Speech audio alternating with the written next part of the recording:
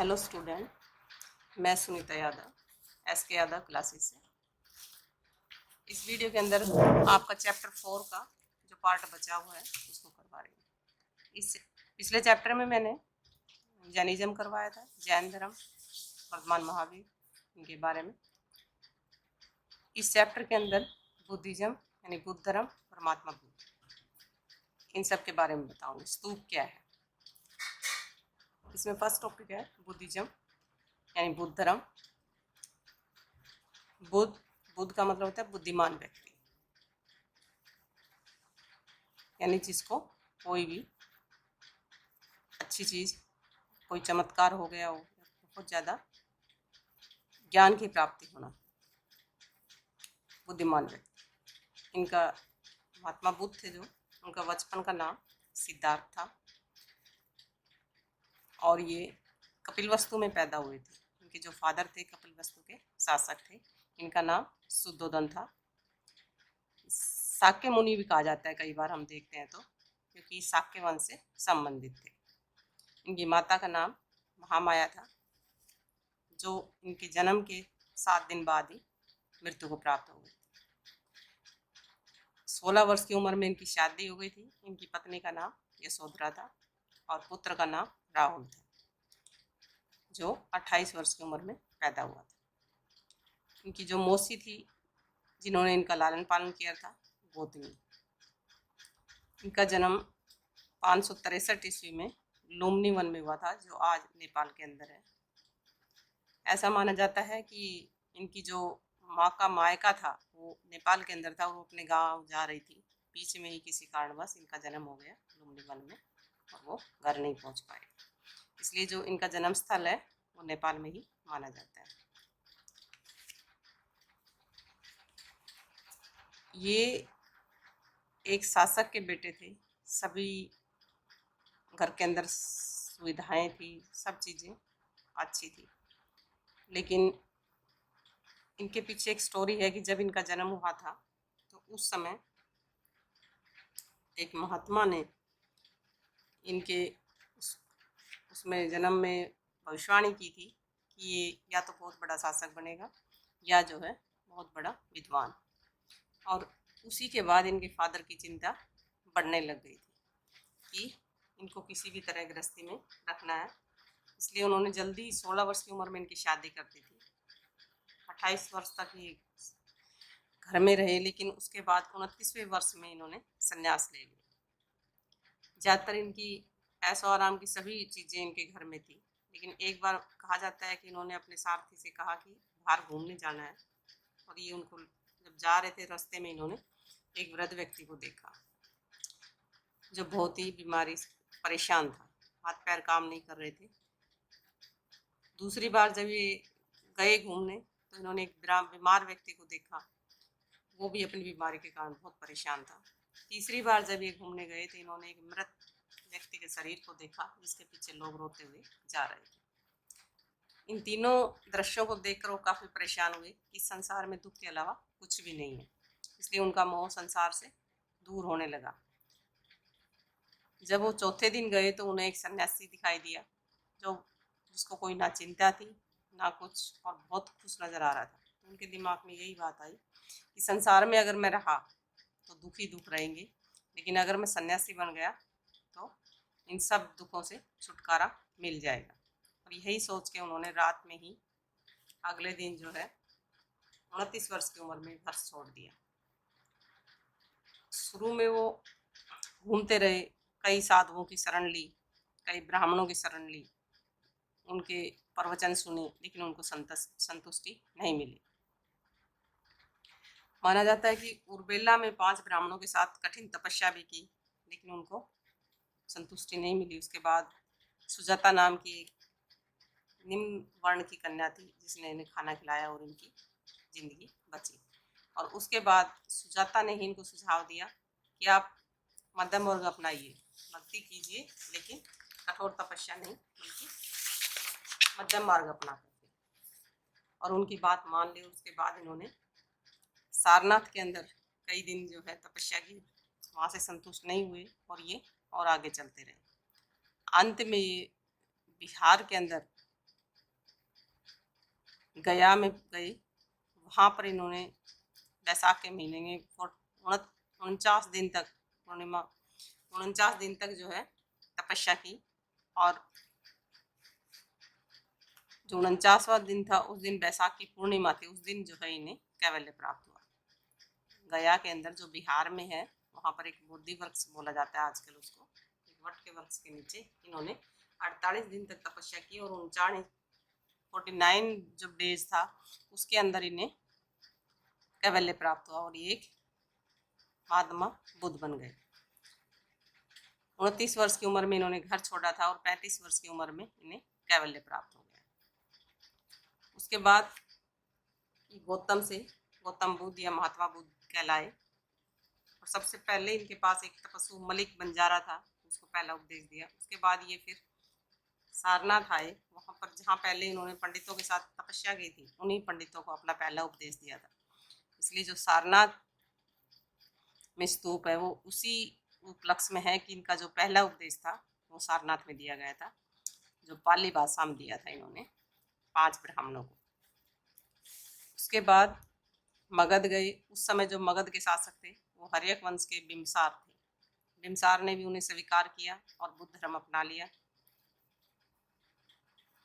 उसके बाद ये अंगुलीमाल से मिले। अंगुलीमाल एक बहुत बड़ा लुटेरा था, लेकिन बाद में इनके प्रवचनों से जो है ये एक बहुत बड़े महात्मा ज्ञानी बने। कुछ समय इन्होंने श्रीवस्ती में रहे काफ़ी समय तक और वहाँ पर उपदेश दिया। अंत में 483 ईस्वी में कुशीनगर पहुँचे और वहाँ पर किसी के घर खाना खाने की वजह से बीमार हो गए थे और इन्होंने अपना शरीर त्याग दिया। अंत में जब ये शरीर त्याग रहे थे उस दौरान इनके प्रिय शिक्षक आनंद इनके साथ थे और उनका जो अंतिम उपदेश था वो आनंद को ही दिया। और इन्होंने कहा कि मेरे बाद कोई बुद्ध धर्म में गुरु नहीं होगा, बल्कि मेरी शिक्षा ही आगे चलेगी। उसके बाद फिर बुद्ध धर्म में कोई भी गुरु नहीं बना। बुद्ध धर्म के अनुयायी हुए लेकिन गुरु कोई भी नहीं हुआ। आगे आता है बौद्ध धर्म की शिक्षाएं। इसमें सबसे पहली शिक्षा कहा जाता है कि संसार दुखों का घर है और दुखों का कारण तृष्णा है।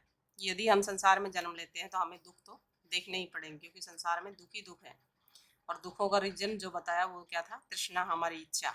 और जब तक हमारी इच्छाओं पर काबू नहीं होगा तो हम दुखों का अंत नहीं कर सकते। यदि हम अपने ऊपर काबू पा लेंगे, अपनी तृष्णाओं पर काबू पा लेंगे तो हम शायद दुखों से छुटकारा पा सकते हैं। उनका मानना था कि परिवर्तन संसार का नियम है, कुछ भी अस्थायी नहीं है और जरूरी नहीं है कि हम वर्ण व्यवस्था के आधार पर चलकर ही कुछ प्राप्त कर सकते हैं, बल्कि इन्होंने अष्टमार्ग का रास्ता कहा और मध्यम मार्ग अष्टमार्ग अपनाकर अपनी जिंदगी में हम ज्ञान प्राप्त कर सकते हैं। समाज का निर्माण इंसान ने किया है, ईश्वर ने नहीं, क्योंकि ईश्वर के अस्तित्व पर इन्होंने मौन धारण किया, ये कुछ नहीं कहा इन्होंने। इनका मानना था कि यदि हमें जन्म मरण के चक्र से छुटकारा चाहिए, आत्मज्ञान चाहिए, सम्यक, तो उसके लिए सम्यक कर्म जरूरी है। यानी ये वर्ण या भाग्य पर विश्वास नहीं करते थे, बल्कि अपने कर्मों पर विश्वास करते थे। कि इसमें आखिरी में कहते तुम अपने लिए खुद ही ज्योति बनो, यानी ऐसे कर्म करो कि तुम अपने लिए खुद ज्योति बनो, खुद ही अपनी मुक्ति का रास्ता ढूंढो। जब भी कोई बुद्ध धर्म अपनाता था या बुद्ध की शरण में जाता था तो 3 बातें बोली जाती थी। बुद्धम शरणम गच्छामि, संगम शरणम गच्छामि, बुद्धम धर्मम शरणम गच्छामि। मैं महात्मा बुद्ध की शरण में आ गया हूँ, मैं संघ की शरण में आ गया हूँ और बुद्ध धर्म की शरण में आ गया हूँ। शुरू में इसमें खाली पुरुष अनुयायी थे, लेकिन बाद में स्त्रियों को भी शामिल किया गया। और जो पहली बौद्ध धर्म अपनाने वाली स्त्री थी वो थी उनकी मौसी गौतमी, प्रजापति गौतमी। सबसे पहले इन्होंने बुद्ध धर्म अपनाया था। इनका मानना था कि मृत्यु के समय भी इन्होंने ये कहा था कि अब बौद्ध धर्म के अंदर स्त्रियां आ गई है, इसलिए इसका पतन जल्दी होगा। बाद में चौथी जो महासभा हुई इनकी, उनमें ये धर्म 2 भागों में बट गया था, हीनयान और महायान। बौद्ध धर्म की जो 4 सभाएं हुई है वो इनकी मृत्यु के बाद हुई है। इनके प्रवचन बाद में संकलित किए गए। इनकी जीवन के दौरान कोई बुक इन्होंने नहीं लिखी। बौद्ध धर्म की जो 4 सभाएं हुई है, पहली जो बौद्ध सभा थी वो 483 ईस्वी पूर्व इनकी मृत्यु के तुरंत बाद हुई थी, जो राजगृह में हुई थी, अजातशत्रु ने बुलाई। और इसकी अध्यक्षता जो है महाकश्यप उपाली ने की थी। इसमें 500 भिक्षुओं ने भाग लिया था। और इसी सम्मेलन के दौरान त्रिपिटक जो इनके ग्रंथ हैं, पिटक, विनय पिटक, अभिधम पिटक, इन तीनों पिटकों की एक तरह से पिटारा कहा जाता है बौद्ध धर्म का, इनकी रचना हुई थी पहली सम्मेलन के अंदर। ये कई क्वेश्चन कई बार पूछ लिया जाता है कि त्रिपिटक कौन कौन से हैं या त्रिपिटक की रचना कौन से सम्मेलन में हुई। कई बार इन बौद्ध सम्मेलनों के ऊपर भी क्वेश्चन आ जाता है, 4 बौद्ध सम्मेलन कब कब और किस शासक के काल में हुए। इस तरह से इम्पोर्टेंट है इस चैप्टर के अंदर। बौद्ध धर्म की शिक्षाएं पूछ लेते हैं कई बार, बौद्ध धर्म का महात्मा बुद्ध का जीवन परिचय। और कई बार जो है कि बौद्ध धर्म की इतनी जल्दी तरक्की के क्या कारण थे, या हिंदू धर्म में कौन कौन सी बुराइयां थी जिसकी वजह से दोनों धर्म आगे आए। जो पहली बौद्ध सभा थी वो 483 में हुई। दूसरी बौद्ध सभा 383 में, करीब 100 साल बाद, ये वैशाली के अंदर बुलाई गई थी। वैशाली का शासक कालाशोक था उस समय, और इसकी अध्यक्षता सतवीरियस ने की थी। रिपीट कर रही हूँ, सतवीरियस। इस सभा के अंदर भी जो भिक्षु थे, जिन भिक्षुओं ने भाग लिया, तो 2 भागों में बट गए थे, एक थेरवादी और एक महासंगी। थेरवादी जो ज़्यादातर फटे पुराने कपड़े पहनते थे, महासंगी जो महात्मा बुद्ध के विचारों में विश्वास करते थे। 2 भागों में बट गए थे। तीसरा जो बौद्ध सम्मेलन था वो 251 ईस्वी पूर्व अशोक ने बुलवाया पाटलिपुत्र के अंदर। जैसा कि हमने देखा है कि अशोक ने बौद्ध धर्म को अपनाने के बाद, कलिंग वार के बाद बौद्ध धर्म को अपनाया, और बौद्ध धर्म को अपनाने के बाद इन्होंने करीब 3400 बौद्ध धर्म से संबंधित स्तूप बनवाए, और बौद्ध धर्म को फैलाने के लिए भी काफ़ी राज की सहायता दी। यहाँ तक कि भारत के अंदर भी और विदेशों में भी बौद्ध धर्म को पहुँचाया। इसकी अध्यक्षता मोगली पुत्र तिस्त ने की थी, जिसमें 1000 भिक्षुओं ने भाग लिया था। और इसी दौरान तीसरे बौद्ध सम्मेलन के दौरान ही कथावस्तु नामक ग्रंथ की रचना हुई थी, जो कि बौद्ध धर्म में एक महत्वपूर्ण स्थान रखता है। जो मठों के अंदर भिक्षु रहते थे, उनके अंदर आपस में टकराव होते रहते, उस टकराव को रोकने के लिए, विभाजन को रोकने के लिए कड़े नियम बनाए गए थे। इसके बाद चौथी जो बौद्ध सम्मेलन हुआ वो 72 ईस्वी पूर्व कनिष्क ने कश्मीर में कुंडलवन में बुलाया। इसकी अध्यक्षता वसुमित्र ने की, और इसमें 600 भिक्षुओं ने भाग लिया। इस सम्मेलन के दौरान महाविभास की रचना हुई थी, जो कि एक बौद्ध ग्रंथ माना जाता है। और इसी बौद्ध सम्मेलन के अंदर बौद्ध धर्म 2 भागों में बट गया था, हीनयान और महायान। एक जो बौद्ध धर्म के तस्वीरों में, महात्मा बुद्ध की तस्वीरों की पूजा करते थे, और एक जो सिर्फ उनके सिद्धांतों को मानते थे। अभी जो अगला पॉइंट आता है वो है स्तूप क्यों बनाए जाते थे। जैसे कि मैंने अभी स्टार्ट में बताया था कि स्तूप, जैसे हमारे हिंदुओं में मंदिर हमारे लिए इम्पोर्टेंस है, ऐसे ही बौद्ध धर्म अपनाने वालों के लिए, बौद्ध अनुयायियों के लिए स्तूप जो है एक तरह से पवित्र स्थल है। स्तूप के अंदर महात्मा बुद्ध से संबंधित चीज़ें, महात्मा बुद्ध से संबंधित अस्थियाँ और उनसे संबंधित बहुत सारी चीज़ें हर जगह दबाई गई है। और शुरू के अंदर ये टीले, मिट्टी के टीले बनाए जाते थे, लेकिन बाद में जब जैसे जैसे राज की सहायता मिलने लगी, पैसे से शासकों ने इनको बड़े बड़े स्तूपों में निर्माण करवाया। इन सभी स्तूपों में महात्मा बुद्ध की अस्थियां हैं और उनसे संबंधित बहुत सारी चीज़ें हैं जो छोटे छोटे टीले में दबा दी गई है। स्तूपों का जो निर्माण है वो ज़्यादातर शासकों ने करवाया है, क्योंकि इनमें इतना पैसा लगता है कि एक आम आदमी नहीं करवा सकता। लेकिन जैसे कि अभी मैं पहले भी बता चुकी, अशोक ने करीब 3400 बौद्ध स्तूप बनवाए, जिसमें सांची, सारनाथ और बहुत सारे लुम्बिनी, गया, बहुत सारे स्तूप हैं जो अशोक ने बनवाए। कई जगह स्तूप जो है लोगों के दान द्वारा भी बनवाए गए, जिसमें शिल्पकार, व्यापारी वर्ग काफी दान देते थे, क्योंकि इन दान देने वाले व्यक्तियों के वहां पर नाम लिखे हुए हैं।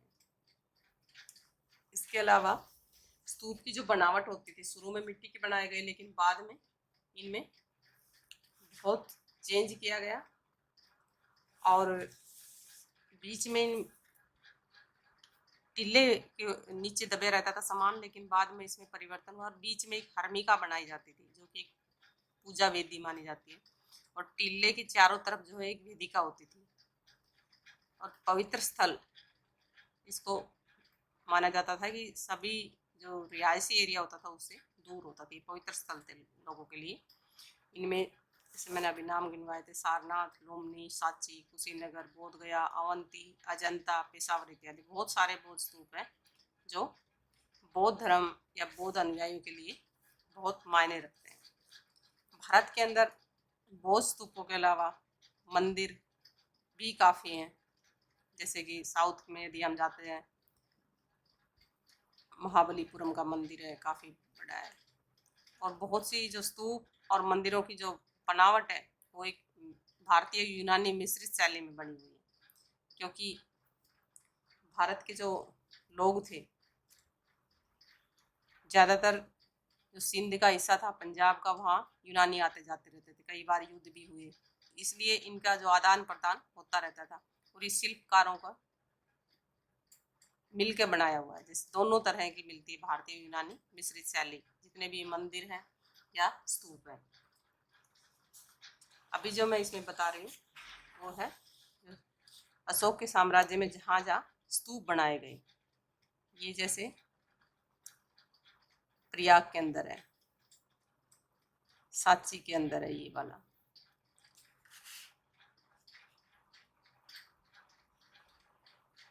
और भी कई जगह स्तूप बनाए गए अशोक के द्वारा। इस तरह से इस चैप्टर के अंदर यही ज़्यादातर चीज़ें आती हैं, स्तूप, मंदिरों की स्थापत्य शैली, जैनिज्म, बुद्धिज्म और इन सब के बारे में। ये क्वेश्चन भी बहुत बार आता है कि स्तूप क्यों बनाए जाते थे और कैसे बनाए जाते थे, या इनका महत्व क्या था। इसके साथ ही एक क्वेश्चन मैंने अभी बताया था कि बौद्ध धर्म और जैन धर्म इतनी जल्दी तरक्की कैसे कर गए। इसमें मुख्य कारण था वही हिंदू धर्म में आई जटिलता, हिंदुओं में बढ़ता हुआ ब्राह्मणवाद या ब्राह्मणों में का जो कैरेक्टर था वो गिरने लगा, बहुदेववाद में विश्वास करते थे, यज्ञ हवन और पाखंड आ गए थे। जो निम्न वर्ग था, जो वर्ण व्यवस्था थी इतनी टाइट थी, उसमें निम्न वर्ग परेशान था, इसलिए ज़्यादातर जो हिंदू धर्म की बुराइयां थी उनकी वजह से ही इन दोनों धर्मों को पनपने का मौका मिला, और भारत में ही नहीं बल्कि विदेशों में भी दोनों धर्म काफ़ी प्रफुल्लित हुए। इसी के साथ मैं भी वीडियो ख़त्म करती हूँ। कैसी लगी लाइक कीजिए, सब्सक्राइब कीजिए, और जो भी डाउट्स हो कमेंट्स में डालिए। Thank you.